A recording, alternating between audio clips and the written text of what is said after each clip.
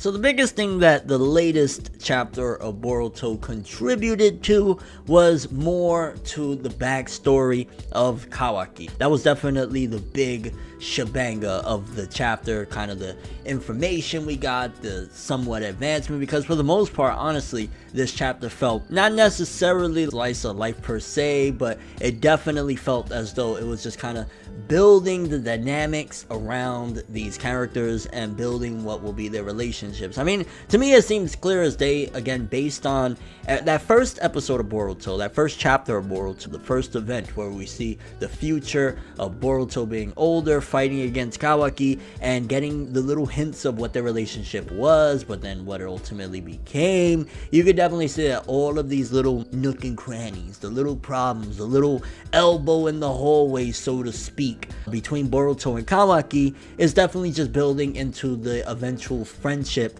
or at the very least respect, that they will obtain for one another. Because again, right now you gotta take into effect, one, they're younger, and it definitely seems as though Boruto and Kawaki are literally like the Naruto and Sasuke of Boruto. Sasuke obviously would be, you know, Kawaki, and then Boruto being Naruto, of course, in a sense of that, you know, they started off with, because if you remember in part 1, of course, Naruto, he had this animosity towards Sasuke in a sense of he was jealous of him, although, you know, by the end of the series we find out that Sasuke kind of had some sort of jealousy and resentment towards Naruto as well, but it wasn't like in the sense of like, oh, I hate you. It was just, it was a brotherly thing on both sides for these characters, whatever. So seeing Boruto and Kawaki where they're at now, they're pretty much right now at the Naruto and Sasuke, I want to say Zabuza arc era right now, where they still have that rivalry that just started, honestly, especially the fact that this is a monthly. I really wish this was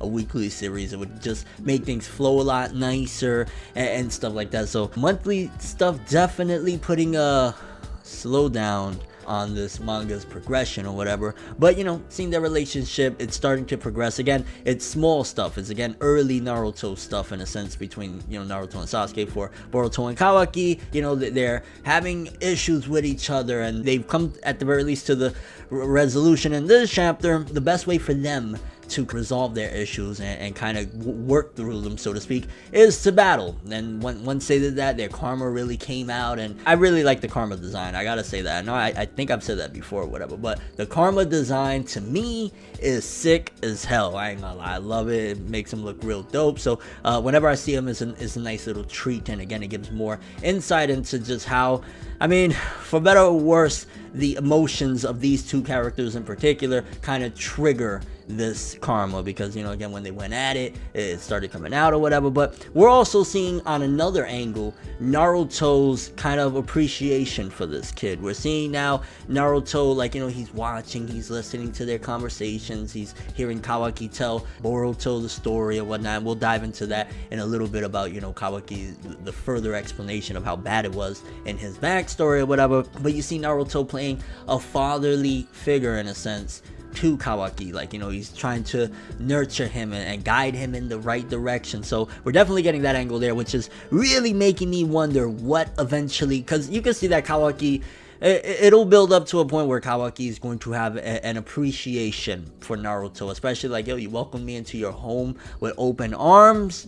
You know what I'm saying? So maybe things aren't going to go the way it seems with that first episode, that first chapter. Maybe it won't be Kawaki that is responsible for Naruto's death, because again, the kid seems as though he gets it to a certain degree. He realizes like, yo, maybe this guy is just doing something really awesome for me, and maybe something happens to Naruto in between those events. Maybe something happening to Naruto is what triggers Kawaki to say, forget about everything, I'm gonna do things my way, and end up going on a destruction course that ultimately leads to, you know, that fight with him and Boruto and the village being absolutely decimated. But again, I'm starting to doubt how much Kawaki's involvement is in whatever happened to the 7th Hokage Naruto, because he said, of course, that reference where he was like, I'll send you the same way, fate of the 7th, you know, the 7th Hokage. So something's going to happen in Naruto at some given point. I'm just starting to doubt that Kawaki was the one one that did it, or if he did do it, it's not necessarily just a complete like lying all this time. If he's lying all this time,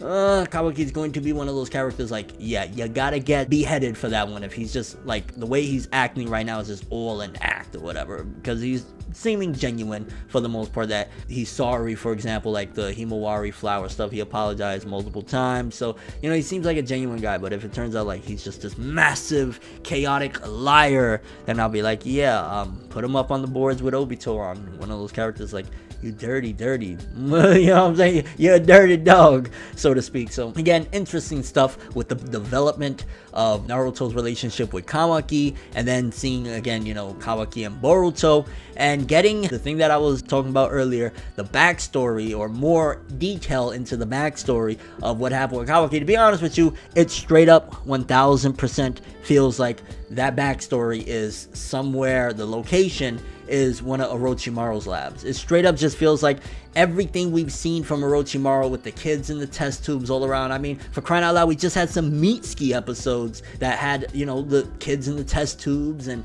all of that stuff that Orochimaru does.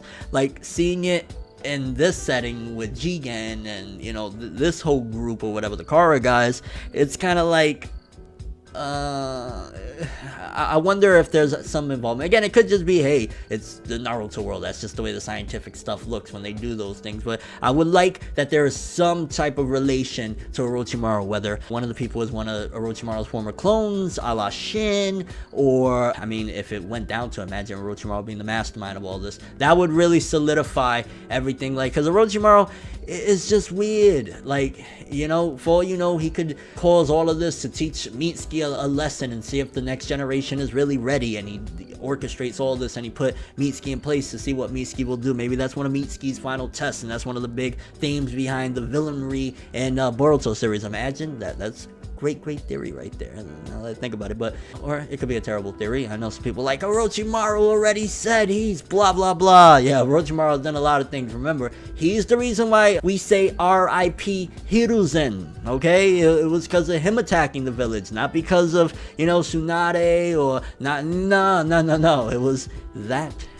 Now, getting back to the topic at hand, the backstory again, the laboratory, seeing Jigen, it seems as though using whatever the essence of karma is what they did as far as Kawaki goes. It seems like it was just in this test tube, he was inserted with karma, and it seems as though, based on this chapter, that Jigen also has karma, because his whole body started lighting up with the tattoo or whatever. Again, maybe I'm mistaken or getting something wrong there, but if that's the case, then it's definitely interesting how they have this surplus of karma. Are these people, Jigen and all them, like Otsutsuki hunters? Because again, seemingly those were the godlike beings that had to be destroyed, or that was destroyed at the very least on Boruto's behalf, for Boruto to get karma. Maybe it's the same situation, maybe it's something to do with Kaguya again, maybe it's something totally different, because I'm still not convinced at all that these aren't some cybernetic cyborg people that are doing these things. Again, it could be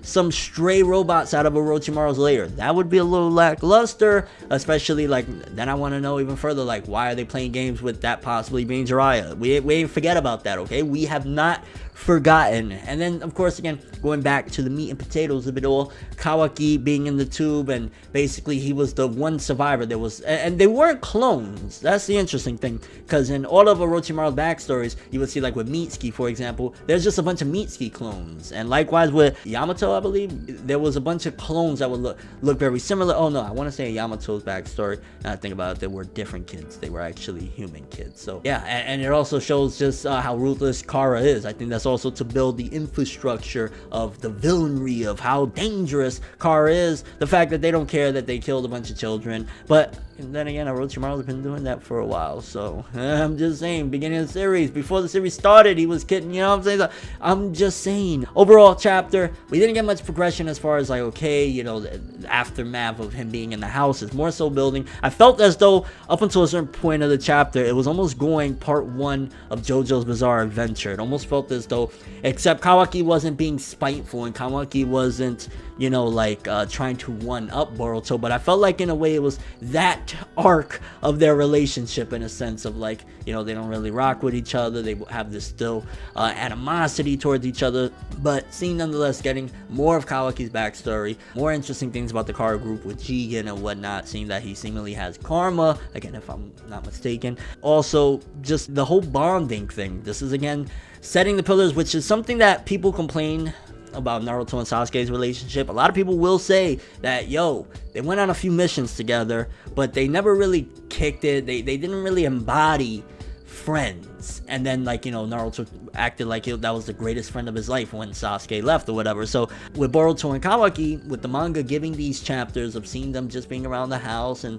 the funny stuff that they have to do, you know, they can't go to the bathroom because Naruto's taking a dump, so they go out back, you know, things like that is building onto their relationship and showcasing that, yeah, these two eventually do become pretty good friends and share a bond and memories of normal things, because that's usually, I don't know if you've ever heard the saying, is the small things that matter the most sometimes. It definitely could be the case like that, of like, you know, it's the small memories of when they had to do these silly things around the house that could really create that bond between the two, for them to eventually, again, you know, whatever happens, Kawaki decides to attack the village, so on and so forth. But yeah, so we're getting the pillars of that. It was a decent chapter for the most part. I'm gonna say it was a bad chapter, but it wasn't the craziest neither. But getting more of Kawaki's backstory, definitely. The next couple times I'm kind of done with the secret laboratory with the kids and all that. Like, let's move on from that if we're going to get more information on Kawaki. We get it, we understand he was in the tube, they were spearing the karma through the tubes or whatever. Let's move on in that backstory and find out maybe a little more information as to where does this group, if at all, do they tie into the overall story and any characters that they may be related to in some fashion or another. So yeah, decent chapter, but that is all I have for this one. Thanks for watching. Hope you enjoyed. If you liked anything I had to say or enjoyed the video, drop me a like. I'd greatly appreciate it. And if you want more from me, make sure to subscribe. Follow me on Twitter, Instagram. Hit the bell to get all notifications. And if you want to follow any of my other social media, links, of course, will be in the description below, I believe. I'm ForneverWorld, and as always, people, have an awesome day. And remember the golden rule: anime and manga for life, boy. Bow. Have an awesome day.